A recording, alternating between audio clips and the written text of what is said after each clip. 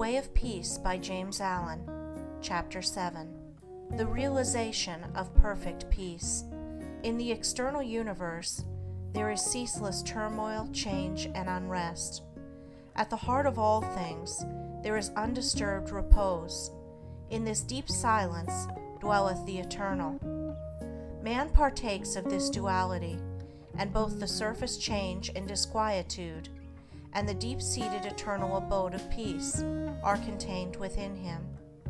As there are silent depths in the ocean, which the fiercest storm cannot reach, so there are silent, holy depths in the heart of man, which the storms of sin and sorrow can never disturb. To reach this silence and to live consciously in it is peace. Discord is rife in the outward world, but unbroken harmony holds sway at the heart of the universe. The human soul, torn by discordant passion and grief, reaches blindly toward the harmony of the sinless state, and to reach this state and to live consciously in it is peace. Hatred severs human lives, fosters persecution, and hurls nations into ruthless war. Yet men, though they do not understand why, retain some measure of faith in the overshadowing of a perfect love.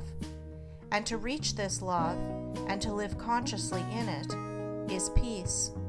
And this inward peace, this silence, this harmony, this love, is the kingdom of heaven, which is so difficult to reach because few are willing to give up themselves and to become as little children. Heaven's gate is very narrow and minute. It cannot be perceived by foolish men, blinded by vain illusions of the world. E'en the clear-sighted who discern the way, and seek to enter, find the portal barred, and hard to be unlocked. Its massive bolts are pride and passion, avarice and lust. Men cry, "Peace, peace," where there is no peace, but on the contrary, discord, disquietude, and strife. Apart from that wisdom, which is inseparable from self-renunciation, there can be no real and abiding peace.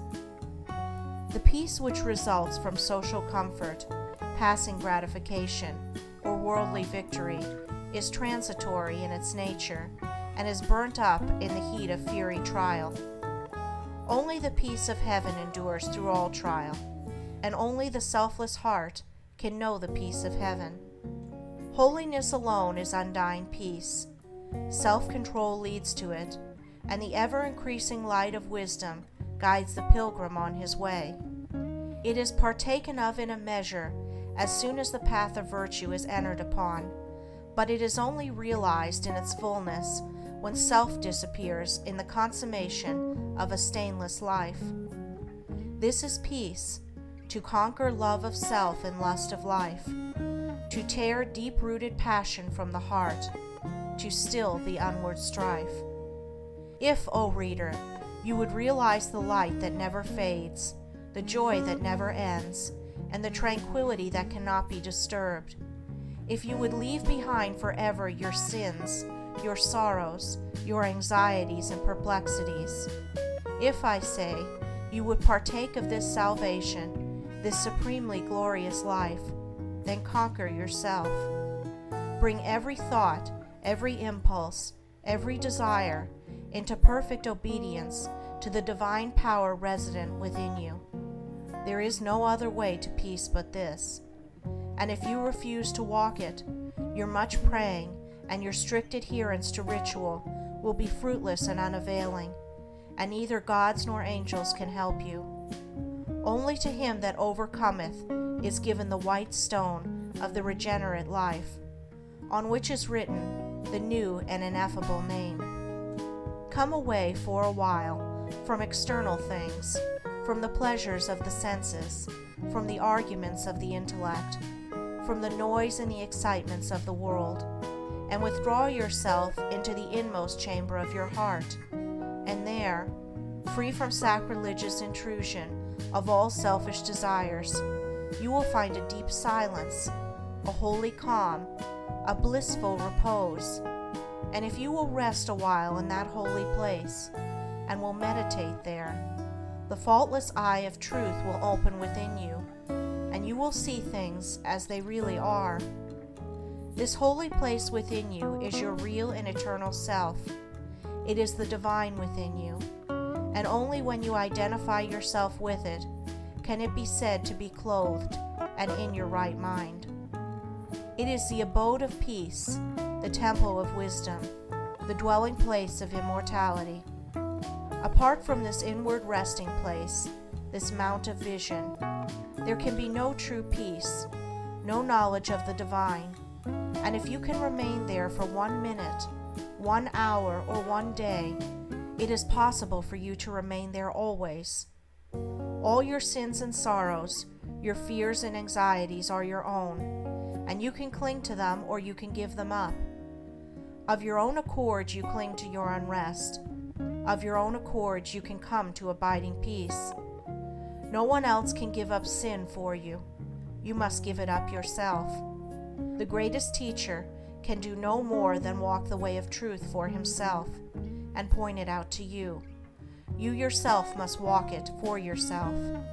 You can obtain freedom and peace alone by your own efforts, by yielding up that which binds the soul and which is destructive of peace.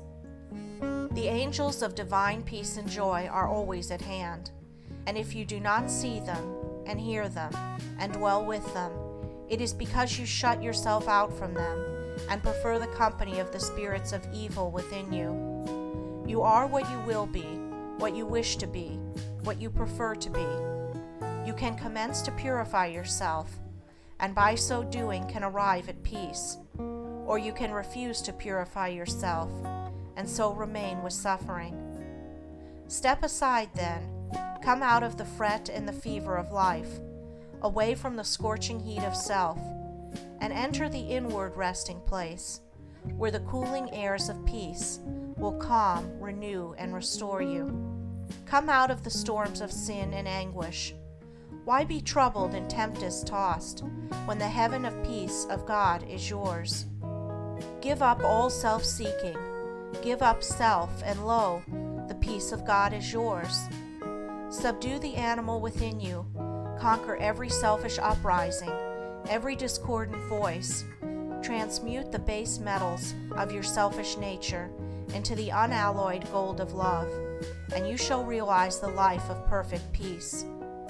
Thus subduing, thus conquering, thus transmuting, you will, O reader, while living in the flesh, cross the dark waters of mortality, and will reach that shore upon which the storms of sorrow never beat, and where sin and suffering and dark uncertainty cannot come. Standing upon that shore, holy, compassionate, awakened, and self-possessed and glad with unending gladness, you will realize that never the Spirit was born, the Spirit will cease to be never. Never was a time it was not, end and beginning are dreams. Birthless and deathless and changeless remaineth the Spirit forever. Death hath not touched it at all, dead though the house of it seems. You will then know the meaning of sin, of sorrow, of suffering, and that the end thereof is wisdom, will know the cause and the issue of existence. And with this realization, you will enter into rest, for this is the bliss of immortality. This is the unchangeable gladness. This is the untrammeled knowledge, undefiled wisdom, and undying love. This and this only is the realization of perfect peace. O thou who wouldest teach men of truth, hast thou passed through the desert of doubt? Art thou purged by the fires of sorrow? Hath Ruth the fields of opinion cast out? Of thy human heart, is thy soul so fair that no false thought can ever harbor there? O thou who wouldest teach men of love, hast thou passed through the place of despair? Hast thou wept through the dark night of grief? Does it move, now freed from its sorrow and care, thy human heart to pitying gentleness, looking on wrong and hate and ceaseless stress? O thou who wouldest teach men of peace, hast thou crossed the wide ocean of strife? Hast thou found on the shores of the silence release from all the wild unrest of life? From thy human heart hath all striving gone, leaving but truth and love and peace alone. End of Chapter 7. Recording by Andrea Fiore. End of The Way of Peace by James Allen.